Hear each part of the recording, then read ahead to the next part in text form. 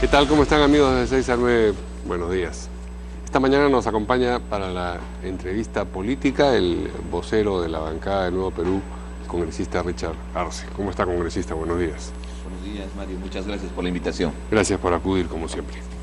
Congresista, hoy el Comercio ha divulgado un poco más de las conversaciones que se producen dentro de este grupo de Telegram o de chat que se llama, se autodenomina La Botica, y que se da dentro de un determinado grupo de congresistas y personas relacionadas con Fuerza Popular. En él hay en particular una frase de la congresista Aramayo: ahora solo hemos blindado a Inostroza, que ha provocado un gran revuelo. ¿Por qué? Porque Fuerza Popular siempre ha dicho que le atribuyen andar blindando a determinadas personas, pero que ellos no blindan a nadie. Desde el momento en que ellos mismos se refieren a su actividad como un blindaje, ahora solo hemos blindado a Inostroza, se produce eso que algunos abogados llaman a declaración de parte, relevo de prueba. Es sin embargo legítimo derivar consecuencias judiciales de esto. Probablemente. En principio quisiera expresar la profunda indignación que debe estar causando estos chats que confirman lo que sucedió esa noche de madrugada, y recordemos bien la puesta en escena. Creo que ni, a ver, por favor, ni un productor de cine hubiera tenido, ni siquiera Hitchcock o Stefan Kubrick, hubiera tenido tal capacidad de planificar a las 4 de la tarde, convocar el tema de Inostroza Pariachi y los consejeros para que termine a las 3 de la mañana, con el objetivo de evitar los titulares al día siguiente, porque el titular al día siguiente hubiera sido: blindaron a Inostroza Pariachi, con todos los indicios razonables que había presentado el congresista Pacori. Y en el transcurso del video, si se puede ver, debe estar colgado en alguna red social, se pueden dar cuenta de cuál fue la estrategia que pusieron en marcha el fujimorismo. Y ahora se confirma con esa confesión de parte, definitivamente, de que el fujimorismo blindó a esta necesidad de incorporar el tema de organización criminal. Y eso era determinante, Mario, porque eso nos ayudaba a que la Fiscalía pueda desarrollar su investigación en la tesis de que existe una organización criminal llamada los Cuellos Blancos del Puerto. ¿Y qué ha hecho el fujimorismo? Permanentemente ha pretendido descalificar el informe Pacori, que presentaba 14 hechos de indicios razonables. Ojo, ese es antejuicio político, no estamos determinándole el delito para acusarlo, para comprometerlo y una sentencia de por medio. Simplemente estamos abriendo la puerta para que la Fiscalía pueda desarrollar su investigación. Y basta escuchar los audios donde él trafica y negocia una sentencia de una violación de una niña para poder argumentar que hay suficiente indicio razonable. Y ahora se ve. Inclusive pretenden insultar la inteligencia diciendo en el chat que el cambio del sentido de voto de Cheput, porque él votaba en un principio de otra manera, fue porque el congresista Mantilla pidió una consideración de cambio del voto. Yo creo que esa argumentación es auténtica, es decir, ellos recriminan, Aramayo me parece que recrimina a ese congresista Mario Mantilla, me parece, el haber intervenido diciendo: ¿cómo diste oportunidad a que cambiaran de voto? Me parece que ese es el sentido de la intervención, ¿no? Sí, pero a lo que voy es que hay un reconocimiento explícito de parte de ellos dentro de su conversación privada, y ojo con ese detalle, todas las conversaciones privadas tienen que tener el respeto que corresponde, porque hay derechos que nos asisten, pero en una conversación privada sí se toca temas de interés nacional, que se está haciendo, como en el caso de los Vladivideos, por ejemplo, se está traficando con intereses del país, y de la misma manera en esos chats se estaba traficando con un interés nacional de lucha contra la impunidad y la protección a una organización enquistada en el sistema de justicia. Y evidentemente al hacerse público esto va a tener que tener consecuencias directas, se tendrá que investigar, se tendrá que ver qué infracciones constitucionales se ha tenido y hasta delitos que podría haber de por medio. Porque ojo, nosotros tenemos una responsabilidad dentro de nuestra función congresal, y estos juicios políticos tienen ciertos procedimientos donde se requiere evidentemente la transparencia y la honestidad de parte de los congresistas, pero al ser evidenciados lo que nos queda es definitivamente hacer las denuncias correspondientes. Digamos, el problema consiste, porque al final Inostroza sí fue, acusado por aquello que en esa votación, de aquello que en esa votación se lo exoneró, en la permanente se corrigió eso, ¿no es cierto? Un poco en el Pleno. En la subcomisión votaron todos a favor, y el único pretexto que pretendieron descalificar en el informe fue retirar la acusación de los consejeros en la reunión que hubiera tenido con Héctor Becerril. Sí. Y en la permanente nosotros pensábamos que iban a refrendar, porque era absurdo, era inverosímil ver que podían blindar a Inostroza. Para poner esto en contexto, me disculpe usted, lo importante de esta afirmación es que daría testimonio de que en efecto hay una acción política conducente a tener un impacto en el sistema judicial. En esa medida se podría derivar la idea de obstrucción de justicia y entonces eso afecta lo que se está ventilando en este momento en las audiencias a propósito singularmente de la señora Fujimori.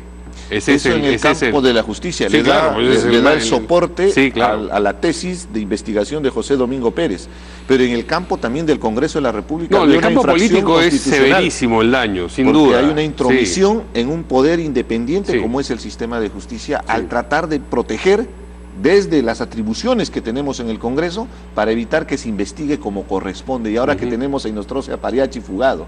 Y en eso quiero hacer el énfasis porque, fíjese usted, anoche en un programa dominical, nuevamente la congresista letona, una vez más, sigue saliendo a los medios pretendiendo descalificar el informe Pacori como estrategia para evadir la responsabilidad que ellos mismos están ya asumiendo en una conversación.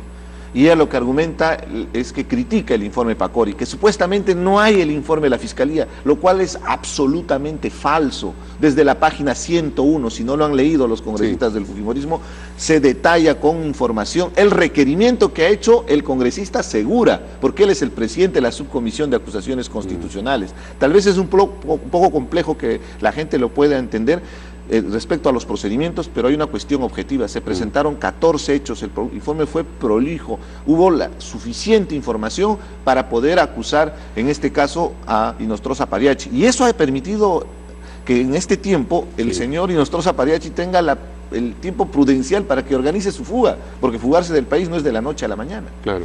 Y ha aparecido también la congresista letona en Perú 21, me parece, diciendo que si no se conoce el contexto no se entiende bien de qué van los diálogos en el grupo La Botica, pero la verdad es que se entiende clarísimo. Sin embargo, creo que hay que ser cuidadosos con respecto a las derivaciones de lo que en ese grupo se dice, porque he visto que desde el oficialismo pretenden llevar a ética a la señora Milagros Salazar, que no en este diálogo, sino en otro, en el mismo grupo, se expresa, digamos, derogativamente del presidente de la República, pero es legítimo, por lo que dice ella en una conversación interna, y que no tiene derivaciones penales ni nada, llevarla a ética, porque ella se expresó privadamente de manera lamentable, pero en fin, allá ella con lo que piensa y lo que juzga a propósito del presidente de la República. En principio hay una responsabilidad explícita de cada uno de los congresistas respecto a la forma como ellos se han estado expresando. El peso político de eso corre por no, es que por hay otro lado. Un tema también muy objetivo. Ética se ha convertido como una especie de instrumento también del fujimorismo, porque ahí tienen la mayoría. Ahí no se aplica criterios éticos, deontológicos, que deberían permitir el desenvolvimiento de los congresistas y ser sancionados cuando tienen una falta ética. Inclusive hay un código de ética parlamentaria. Lo que hemos visto es permanente blindaje, inclusive manejo de la comisión. Habría que hacer el análisis más objetivo respecto a la información que ellos han expresado. Tengo en conocimiento que son los congresistas de Peruanos por el Cambio que van a presentar esta denuncia. Están en su derecho y tendrán que valorarlo. No le ha pedido disculpas. Ahora, pero no le dirigió a él el insulto. Se expresó dentro de un grupo privado de manera, como le digo, si usted me pide, ofensiva, por ejemplo, un poco, y haciendo un poco más el análisis de esas expresiones bastante duras, ofensivas que ha hecho la señora Milagros Salazar, evidentemente también se hubiera esperado que de parte del fujimorismo haya unas disculpas públicas, porque ya es público esta información con las personas afectadas. Es mi apreciación personal. Pero ahora, respecto al tema ético, tendrá que evaluarse cuáles son las implicancias, pero le repito, yo personalmente considero que en la Comisión de Ética lo que se ha estado viendo durante este tiempo es más un manejo político. No es ética, es político, inclusive se maneja en función de las mayorías. Entonces se pone habría que ponderar esas dos circunstancias para ver si realmente se tiene una sanción ética al respecto. Usted es vocero de Nuevo Perú y hoy hay junta de portavoces a la que usted asistirá. ¿Cuál es la agenda? ¿Qué qué es lo inmediato que tienen por delante en esta Junta de Portavoces? ¿Por qué se ha convocado? Yo le agradezco la pregunta porque solicitamos la semana pasada que se convoque de inmediato a la Junta de Portavoces todavía el día miércoles en vista de la información que salía en este proceso que se viene desarrollándose en el Poder Judicial, en el sentido de que se habría filtrado parte de la información reservada de la Comisión Lavallato, en vista también que para esta semana se ha programado para el día de mañana en el Pleno del Congreso el debate del informe de la Comisión Madre Mía, que relaciona al señor Ollanta Humala y presuntos delitos, inclusive de violaciones a los derechos humanos, que está presidido por el congresista Becerril.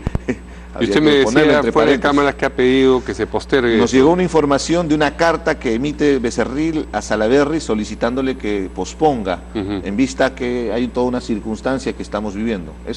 La primera suspicacia es que no tienen el informe hecho, no lo han terminado, les falta ahondar o están reflexionando realmente si están cumpliendo. Pero si el presidente de la comisión pide que se postergue, probablemente se va a postergar como corresponde. Pero ¿no? Lavallato es el asunto. Lavallato está programado para el día miércoles, según la programación, y nosotros hemos pedido que tengamos la Junta de Portavoces para que se nos informe al respecto, porque hay un detalle, nosotros requerimos, apenas nos hicieron la convocatoria, el documento, una copia de ese documento. Como Nuevo Perú no hemos participado en la Comisión Lavallato, lo hemos solicitado, lo hemos requerido tantas veces, no les ha dado la gana al fujimorismo permitirnos participar. Entonces queremos leer para tener elementos de juicio. ¿Esto es responsabilidad directa de quien preside la comisión, de la señora Bartra? Definitivamente es responsabilidad directa, y esa fue la respuesta al final del señor Salaverry. Él nos mencionó que es un informe lacrado, que no se puede acceder a su contenido, que la única persona autorizada para poder facilitar la información es la congresista Rosa Bartra. Pero resultados de este proceso nos damos cuenta que lo tiene un ex agente del servicio de inteligencia. Este señor tiene parte de la información reservada de la Comisión Lavallato. ¿Se refiere usted al señor Vicente Silva Checa? Definitivamente. Trabajaba con Montesinos, pero no sé si era agente del servicio de inteligencia, ¿no? O sea, fue muy útil para comprar un canal de televisión. Ahí la dividió recibiendo más de 2 millones. El fujimorismo niega su relación. Ayer salió la congresista Arauz a mencionar que en un momento cuando pretendían hacer un acercamiento al fujimorismo, fue el operador político, llamémosle, que le permite acercarse. Entonces hay muchos indicios de por medio que nos muestra de que este señor inclusive tenía información del proceso judicial que ahora se está llevándose a cabo como estrategia legal de defensa.